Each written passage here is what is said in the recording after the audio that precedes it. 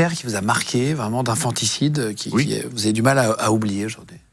Alors, ce qui est tout à fait étonnant, c'est que c'est très récent. J'en ai fait beaucoup. Ça fait à peu près 3 mois, j'ai un juge du nord de la France m'a demandé d'examiner une maman qui avait eu ses 3 enfants. 3 ans, 5 ans, 7 ans. 3 garçons. Le jour de la rentrée des classes. C'est pour vous expliquer le contexte. Oui, bien sûr, bien sûr. Pourquoi ça vous a marqué aussi?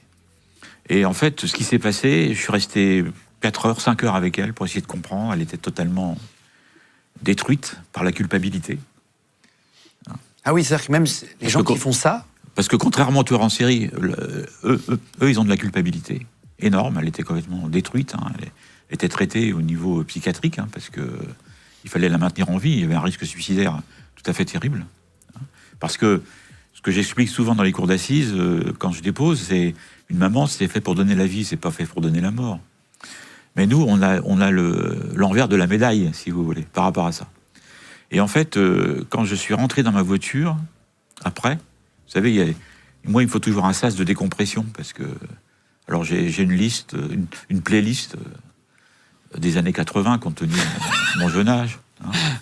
Pour s'aérer un peu l'esprit. Avant de reprendre la route, si vous voulez, de retourner dans la vie normale, quelque part. Oui. C'est vrai, vous avez tellement de noirceur, en fait, face à vous. C'est terrible, c'est terrible. Sauf que là, j'étais totalement envahi par de l'émotion, et je me suis mis à chialer.